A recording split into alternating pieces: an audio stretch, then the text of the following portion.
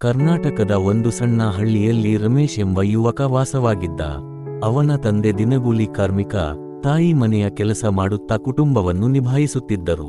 ಕುಟುಂಬದ ಆದಾಯ ಅಲ್ಪ, ಕೆಲವೊಮ್ಮೆ ಒಂದು ದಿನದ ಊಟಕ್ಕೂ ಕಷ್ಟವಾಗುತ್ತಿತ್ತು. ರಮೇಶ್ ಬಾಲ್ಯದಿಂದಲೇ ಈ ಕಷ್ಟಗಳನ್ನು ನೋಡುತ್ತಾ ಬೆಳೆದಿದ್ದ. ಹಳ್ಳಿಯ ಜನರು ಸಾಮಾನ್ಯವಾಗಿ ಹೇಳುತ್ತಿದ್ದ ಮಾತು ಒಂದೇ: ಬಡವನ ಮಗ ಬಡವನಾಗಿಯೇ ಇರುತ್ತಾನೆ. ಈ ಮಾತು ರಮೇಶ್ ಮನಸ್ಸನ್ನು ನೋಯಿಸುತ್ತಿದ್ದರೂ ಅವನೊಳಗೆ ಒಂದು ಪ್ರಶ್ನೆ ಹುಟ್ಟುತ್ತಿತ್ತು: ನನ್ನ ಜೀವನ ಇಷ್ಟೇನಾ? ನಾನು ಬದಲಾಯಿಸಿಕೊಳ್ಳಲು ಸಾಧ್ಯವಿಲ್ಲವಾ? ರಮೇಶ್ ಓದಿನಲ್ಲಿ ಸರಾಸರಿ ವಿದ್ಯಾರ್ಥಿ, ಆದರೆ ಅವನಿಗೆ ಒಂದು ವಿಶೇಷ ಗುಣ ಇತ್ತು: ಅವನು ಕೈಬಿಡಲಿಲ್ಲ. ಹಗಲು ಹೊಲದಲ್ಲಿ ಕೆಲಸ, ಸಂಜೆ ಮನೆ ಕೆಲಸ, ರಾತ್ರಿ ಓದು. ವಿದ್ಯುತ್ ಇಲ್ಲದ ದಿನಗಳಲ್ಲಿ ದೀಪದ ಮಂಕು ಬೆಳಕಿನಲ್ಲಿ ಪುಸ್ತಕ ಹಿಡಿದುಕೊಂಡು ಕುಳಿತಿದ್ದ. ಕಣ್ಣು ನೋವುತ್ತಿದ್ದರೂ, ಮನಸ್ಸು ದಣಿದರೂ ಅವನು ಪುಸ್ತಕ ಮುಚ್ಚಲಿಲ್ಲ.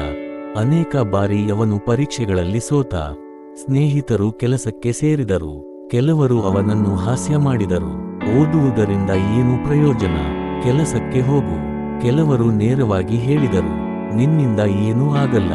ಆ ಮಾತುಗಳು ಅವನ ಮನಸ್ಸನ್ನು ಕುಗ್ಗಿಸುತ್ತಿದ್ದರೂ ಅವನು ತನ್ನೊಳಗೆ ಹೇಳಿಕೊಳ್ಳುತ್ತಿದ್ದ: ಇವರು ನನ್ನ ಭವಿಷ್ಯವನ್ನು ಬರೆಯಲು ಬಂದವರಲ್ಲ, ನನ್ನ ಭವಿಷ್ಯವನ್ನು ನಾನು ಬರೆಯಬೇಕು. ಒಂದು ದಿನ ರಮೇಶ್ ಒಂದು ಸ್ಪರ್ಧಾತ್ಮಕ ಪರೀಕ್ಷೆಯ ಬಗ್ಗೆ ಕೇಳಿದ. ಅದು ಊರಿನ ಹಲವರಿಗೆ ಅಸಾಧ್ಯ ಎಂದು ಅನಿಸಿತ್ತು. ಉತ್ತಮ ಶಿಕ್ಷಣ, ಹಣ, ಮಾರ್ಗದರ್ಶನ ಬೇಕೆಂದು ಎಲ್ಲರೂ ಹೇಳುತ್ತಿದ್ದರು. ರಮೇಶ್ ಬಳಿ ಇದರಲ್ಲಿ ಯಾವುದೂ ಇರಲಿಲ್ಲ. ಇದ್ದದ್ದು ಒಂದೇ ದೃಢನಿಶ್ಚಯ. ಅವನು ತನ್ನ ಓದನ್ನು ಇನ್ನಷ್ಟು ಗಂಭೀರವಾಗಿ ತೆಗೆದುಕೊಂಡ. ಹಳೆಯ ಪ್ರಶ್ನೆ ಪತ್ರಿಕೆಗಳನ್ನು ಹುಡುಕಿದ, ಗ್ರಂಥಾಲಯಕ್ಕೆ ಕಾಲ್ನಡಿಗೆಯಲ್ಲಿ ಹೋಗುತ್ತಿದ್ದ, ಕೆಲವೊಮ್ಮೆ ಹಸಿವಿನಿಂದ ಓದುತ್ತಿದ್ದ. ಮನಸ್ಸು ಮುರಿಯುವ ದಿನಗಳಲ್ಲಿ ತಾಯಿಯ ಮಾತು ಅವನಿಗೆ ಶಕ್ತಿ ನೀಡುತ್ತಿತ್ತು: ಮಗನೇ, ನಿಧಾನವಾಗಿಯಾದರೂ ಮುಂದೆ ನಡೆ, ನಿಲ್ಲಬೇಡ. ಪರೀಕ್ಷೆಯ ದಿನ ಬಂದಿತು. ಹಳ್ಳಿಯ ಜನರು ಮತ್ತೆ ನಗಿದರು: ನೀನು ಇದನ್ನು ಬರೆಯೋದಾ? ರಮೇಶ್ ಶಾಂತವಾಗಿ ಉತ್ತರಿಸಿದ: ಗೆಲುವು ಖಚಿತವಿಲ್ಲ, ಆದರೆ ಪ್ರಯತ್ನ ನನ್ನ ಹಕ್ಕು.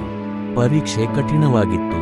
ಕೆಲವು ಪ್ರಶ್ನೆಗಳು ಗೊತ್ತಿರಲಿಲ್ಲ, ಆದರೂ ಅವನು ಆತ್ಮಸ್ಥೈರ್ಯ ಕಳೆದುಕೊಳ್ಳಲಿಲ್ಲ. ತನ್ನ ಶ್ರಮದ ಮೇಲೆ ಅವನಿಗೆ ನಂಬಿಕೆ ಇತ್ತು. ಫಲಿತಾಂಶದ ದಿನ ಪಟ್ಟಿ ಪ್ರಕಟವಾಯಿತು. ರಮೇಶ್ ಹೆಸರು ಮೊದಲ ಸಾಲಿನಲ್ಲಿ ಕಾಣಿಸಿಕೊಂಡಿತು. ಅವನು ನಂಬಲಾರದೆ ಕಣ್ಣು ಮಿಟುಕಿಸಿದ. ತಾಯಿ ಕಣ್ಣೀರು ಹಾಕಿದರು. ತಂದೆ ಮೌನವಾಗಿ ಅವನ ಭುಜದ ಮೇಲೆ ಕೈ ಇಟ್ಟರು. ಅದು ಅವರ ಜೀವನದ ಅತಿದೊಡ್ಡ ಸಂತೋಷದ ಕ್ಷಣವಾಗಿತ್ತು. ಅದೇ ಊರಿನಲ್ಲಿ ಅವನನ್ನು ಹಾಸ್ಯ ಮಾಡಿದವರು ಇಂದು ಗೌರವದಿಂದ ಮಾತನಾಡಿದರು. ರಮೇಶ್ ಆಗ ಹೇಳಿದ ಮಾತು ಎಲ್ಲರಿಗೂ ಪಾಠವಾಯಿತು: ಪರಿಸ್ಥಿತಿಗಳು ನಮ್ಮನ್ನು ತಡೆಯಲಾರವು, ನಾವು ನಮ್ಮನ್ನು ನಿಲ್ಲಿಸಿದರೆ ಮಾತ್ರ ಸೋಲು. ಕಥೆಯ ಸಂದೇಶ: ಬಡತನ, ಅಸೌಕರ್ಯ, ಟೀಕೆಗಳು ಇವೆಲ್ಲವೂ ತಾತ್ಕಾಲಿಕ. ಶ್ರಮ ಮತ್ತು ಸ್ಥಿರತೆ ಇದ್ದರೆ ಸಾಧನೆ ಖಚಿತ. ಸೋಲು ಅಂತಿಮವಲ್ಲ, ಕೈಬಿಟ್ಟರೆ ಮಾತ್ರ ಸೋಲು. ಜೀವನದಲ್ಲಿ ಒಂದು ಹೆಜ್ಜೆ ಮುಂದೆ ಇಡುವ ಧೈರ್ಯವೇ ಯಶಸ್ಸಿನ ಆರಂಭ.